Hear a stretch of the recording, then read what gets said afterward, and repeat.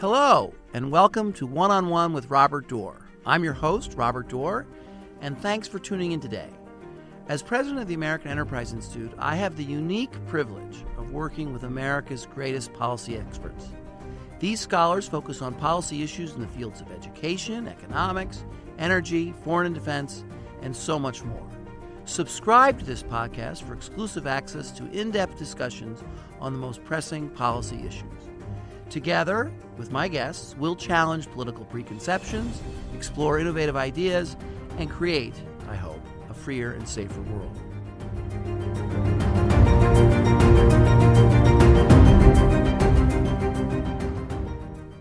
Joining us this week and in this session of One-on-One with Robert Doar is Alex Brill, longtime scholar at AEI and even longer time participant as a Senate staffer, I believe. House staffer.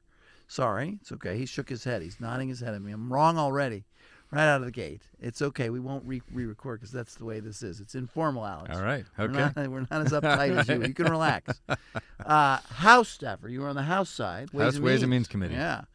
And so you've observed the process, and the process we're about to go into of writing a new tax code, because the 2017 Tax Cuts and Jobs Act is expiring, the provisions of it, at the end of 2025. So they got to write the new tax code this year. And the chatter around Washington is do we do it with one big bill early that only needs Republican votes and gets through, or do we break it up into two bills, or do the tax bill later, still in a way that only needs Republican votes?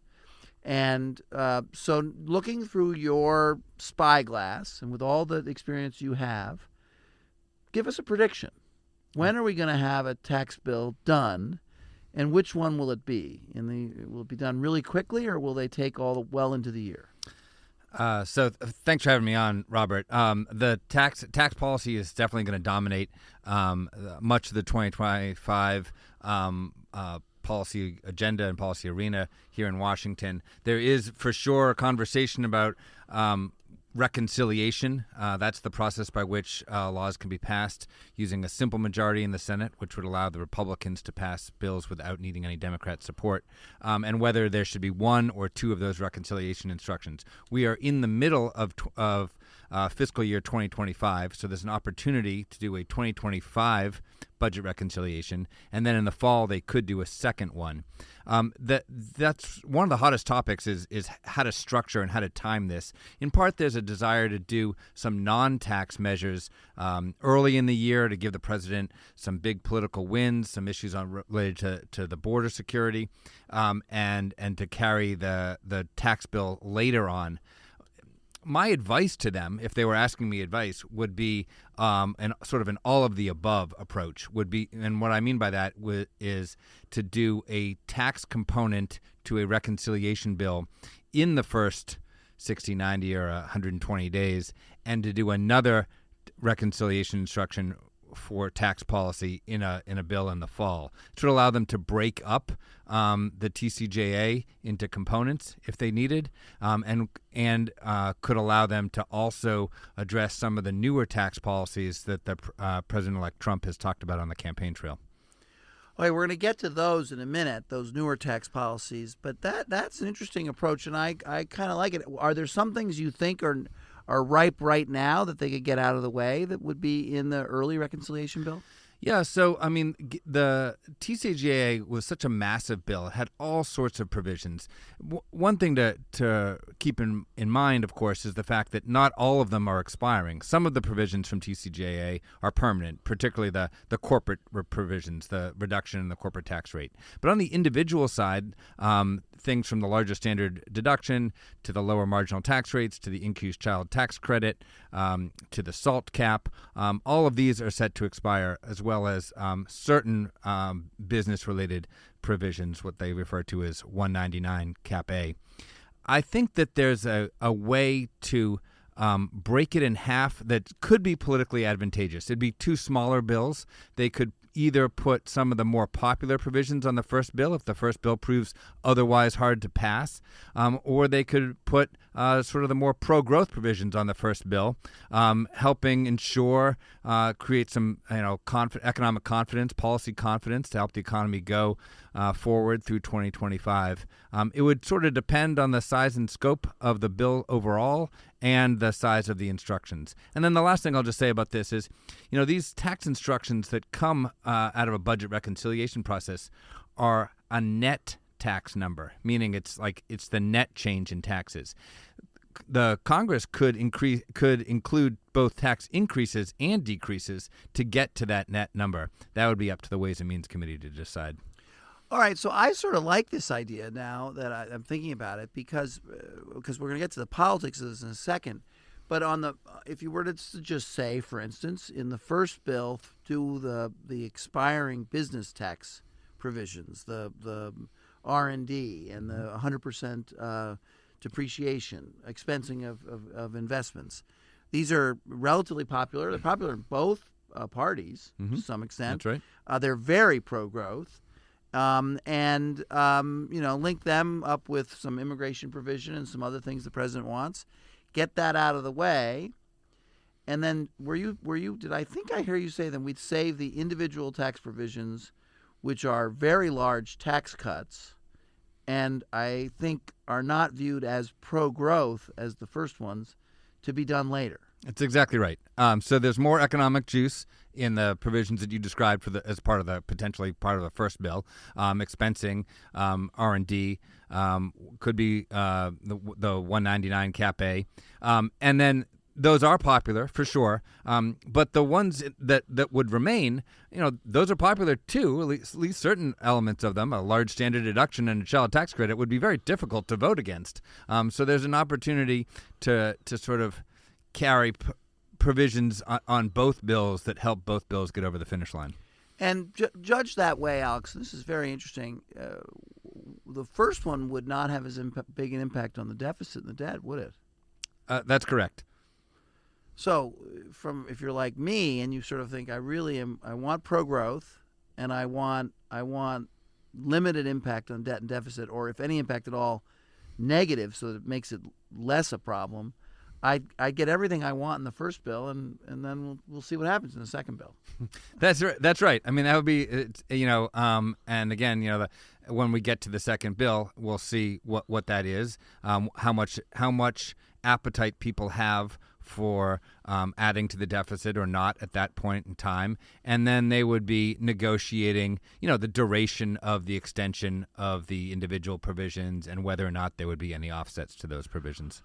Okay, so a key ingredient to this is virtual 100% support from the Republican caucuses in both houses, with really very little margin for error. Let's take your strategy and your theory and that first batch of bills. Is there any reason why Republicans in either house would not vote for that? So you could imagine that some Republicans from New Jersey or California or New York might say, I'm not voting for any tax bill that doesn't first address my concerns about the SALT deduction. And the SALT deduction is the limitation on the deduction for state and local taxes. So high tax states that tax wealthy people very highly get a benefit if it's in place. The deduction is in place, but it was taken away. It was capped. It was right. capped. Right. And so they actually are paying more taxes to the federal government. It was a tax increase to them and a revenue enhancer. That's right. It was an offset for part of the overall bill. Yeah. So absolutely. So, but regardless, some people think it treats taxes better and more appropriately, and so too bad for high tax states and rich people in high tax states. It's their fault for living in a state that taxes them so highly. I get that argument, and I'm sympathetic to it. But let's be clear, it is a revenue enhancer. It's a tax increase. Yes, it is. And you're saying that some Republicans in those states might say, unless you take away this tax increase on my constituents, or my rich constituents, I'm not going to vote for anything, even if the things are good. I'm not going to vote for them because I want that more. That's right. It's clear to me that it's such a priority for a number of members, Republican members from those high tax states, that they may, I'm just speculating, they may withhold their vote on any tax bill until they get. Is there any other divide in the Republican caucus that on these business taxes and on your strategy? Your strategy? I mean, there could be some populist concern that just says, what are we doing giving businesses tax breaks when we haven't first given them to children, for example? I mean, that wouldn't be my view. Well, children don't get the tax breaks. The families with children. The families of the children, yes. The moms and the dads of America should get the tax breaks before the businesses. Okay. So there could be some timing debates about this. That might come into play as well. But I think that, there's... How much, the big player in Washington, at least for the first 6 months until he spends all his political capital, it probably will take longer, is the President of the United States and his team. You're around town. Or how much of a leadership role are they playing? Well, I mean, it's early days. They're still getting their sea legs under them. Obviously, many of them are returning, and the president himself is obviously returning. But those negotiations, my understanding, there have been, relatively limited discussions over these types of strategies yet. As Congress is in the final weeks here trying to prevent a shutdown. As we're recording this conversation. And so they're sort of dealing with this week's business before they get to next year's business. Okay. All right. So just strategically, if the two goals were pro-growth tax policy and no more damage to the debt and deficit, do you think there's a chance that will happen over the course of the whole year? That they won't make the deficit worse? Yes. I do not think there's a chance of that. Yeah. I think there's just a debate about how much worse will the deficit be. Yeah. And putting on your non-tax expert, but more your economy expert, do you think that's going to catch up with our economy and cause us a problem, cause inflation, slow growth? Well, it's certainly going to cause us a problem. I don't think it's going to cause us a problem in 2025, but this strategy, this attitude, this willingness to consistently add to the federal deficit, and in particular add to the debt at a rate faster than our economy is growing. So that's what causes the debt to GDP ratio to rise. That is absolutely a problem. It's hard. It's impossible, I think, to predict when exactly that'll come to bite us. But it just creates more and more risk for our economy. And higher interest rates for our economy as well, quite frankly. When there wasn't a President Trump or a President-elect Trump, the Republican caucus was unruly and hard to keep in line. But do you think there's a real enforcer now who can keep the caucuses from saying, we don't care what the president says, we're not voting for it? I mean, the margins are in the House and even in the Senate, but certainly in the House, are going to be very slim. 2 or 3 votes in the Senate. Just a handful, particularly in the beginning of the year, a very slim margin for House Republicans. It only takes 1 or 2 who's willing to stand up in opposition to his or her leadership and to the president. And some members, they thrive on that, right? I mean, they just like to be, even if it's Donald Trump. Even if it's Donald Trump. I mean, members who could be in swing districts might be eager to stand up to the president, or members who are just, on their own politically. Is there any chance that either of these 2 reconciliation bills that don't technically need Democratic support will end up being passed with Democratic support? Well, that's a really interesting question. When I worked up on Capitol Hill in the early 2000s, I worked on a number of reconciliation bills. I think all of which, or at least most of which, included Democrat support. Now, marginal support, but 2 or 3 votes. Every vote counts. And there certainly were provisions and compromises that were put in those bills to get certain Democrats to get the votes necessary. So there weren't votes for 60 votes, but they could put together a coalition of 51 in the Senate that included some Democrat support. Could that happen again today? I don't know. It seems so much more polarized today. I'll say this. I don't think that they're planning on a process that involves any Democrat support, but you never know. Okay, now let's talk about the substance for a minute. What element of the current Tax Cut and Jobs Act that's up for renewal that you don't want to be renewed? That you think it just is fine, let that go? Well, there's so I'll step back and say this. The question is, one can think about this as like, what should we not keep that would thereby sort of mitigate the cost, or what could we add to help mitigate the cost?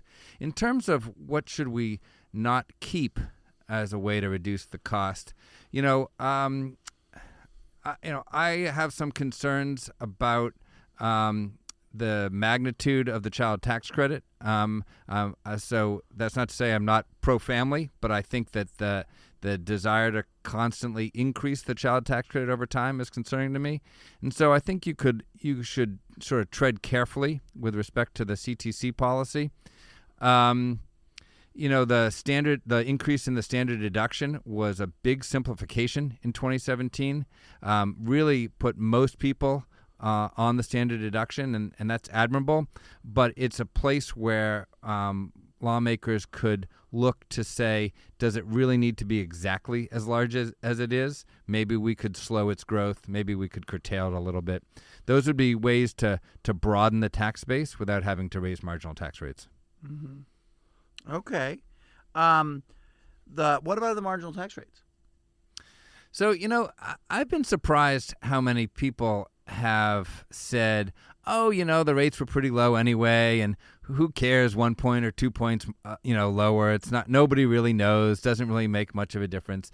People on the right say that, and that really surprises me. You mean, in other words, they'd allow the marginal tax rates to go back up? Yeah, a number of people have said, we've got pretty good rates, and if they go up a point, so what? Who cares?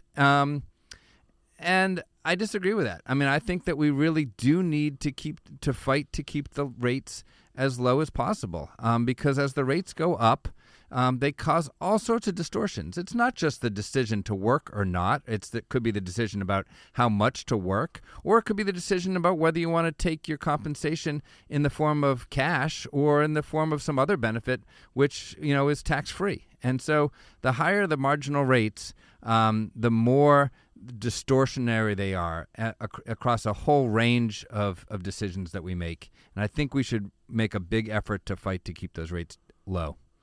Okay, now just slightly changing the topic, and this is going to be the last topic for the day because this has been very informative and very excellent, very clear. Alex, you are remarkable in that, and it's wonderful to have you on.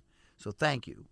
Let's say someone comes along and says to you, well, we're going to extend these tax cuts, and that's going to cost the federal treasury a lot of money.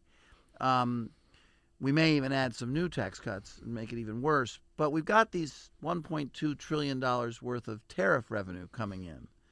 That's going to make it a lot better because, as President Trump said yesterday, America's going to become much richer as a result of tariffs.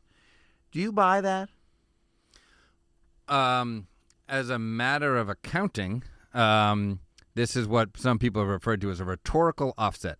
And so the tax cuts will cost a lot of money, but we will say that everything comes out even in the wash because we know that we can rely on these tariffs and this tariff revenue. As a matter of accounting, that might unfortunately turn out to be true. The tariffs might in fact come into place as the way the president has threatened or promised. They would,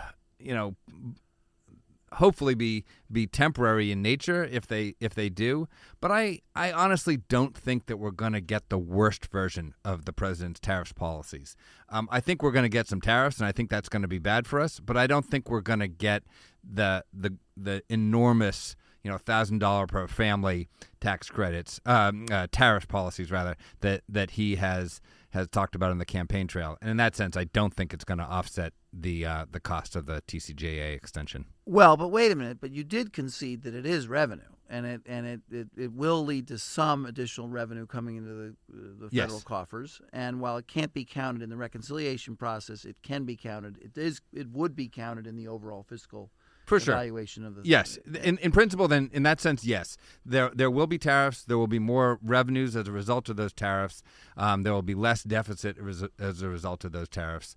probably less economic growth as well, and that will mitigate the net effect of of the deficit overall. Okay. There may have anything else you want to say that you didn't get to say. You didn't say what you would like to add in. Is there a revenue raiser that you like that's out there that is not being taken advantage of? Yeah, I mean, I would just say, broadly speaking, on that point, there is a lot of economic activity that is untaxed. There's a lot of income that is untaxed. And so we have an income tax system, the principle of which is that we shall tax income.